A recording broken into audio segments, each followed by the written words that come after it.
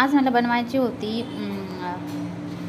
मिसळ पाव, त्यामुळे इथे पाव आणले आणि इथे मी असे मटके असे धुवून आणि पाण्यात टाकले. आता हळद वगैरे टाकून ती थोडीशी हे करून उकडून घ्यायची आहे.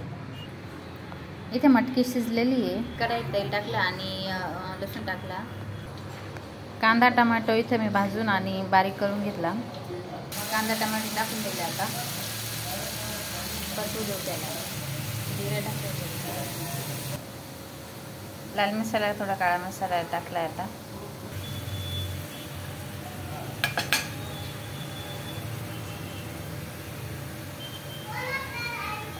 इथे मी चांगला मसाला परतून घेतला आहे. आता तेल सुटलं आहे.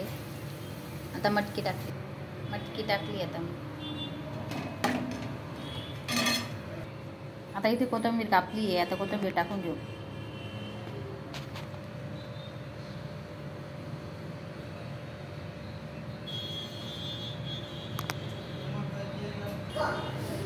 शिजली इथे मटकी, पाव आणि सुकी मटकी आणि कांदा.